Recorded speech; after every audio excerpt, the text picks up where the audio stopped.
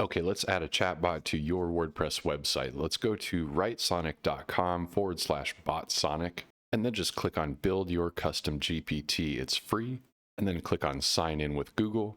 Now you can click Create a GPT bot, or just press the X. I'm going to press the X.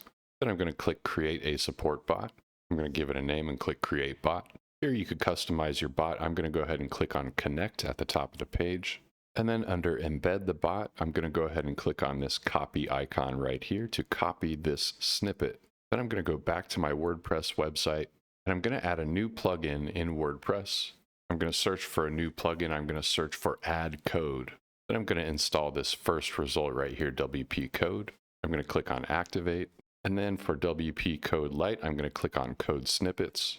I'm going to edit this first snippet right here that says Untitled Snippet. And then I'm going to paste the code that we got from BotSonic. And then I'm going to click on Update in the top right corner. And by the way, make sure the status is turned on for that code snippet on the right-hand side. And now go ahead and press the home icon to visit the front end of the site. And now in the bottom right corner, you can see BotSonic right there. And it says, hey there, how can I help you? I'm going to click on BotSonic. I'm just going to say hello. All right, now in the settings in the BotSonic website, you can change the name of your bot.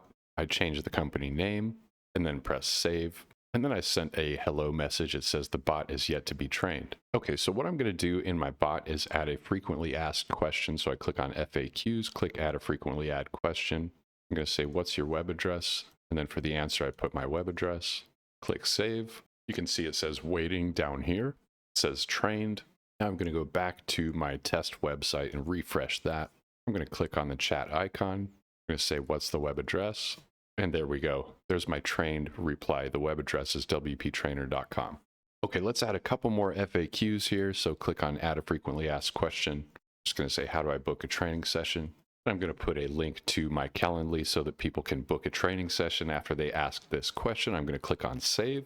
And now it says waiting. I'm going to add one more question. I'm going to say, can I speak with a live support person?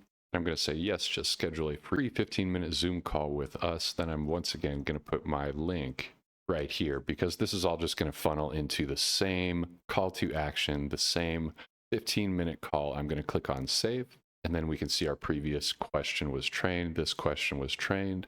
I'm going to go back to our website. I'm going to refresh everything here. I'm going to click on our chatbot to open that up. I'm going to say, how do I schedule a session? And boom, there we go. It gave us back a response based on the answer that we trained it for, which is awesome. I'm going to say, can I speak to a live human being? And there we go. It gave us back another answer based on the other training answer that we gave it. It says, yes, you can speak with a person. And it gave them the link once again.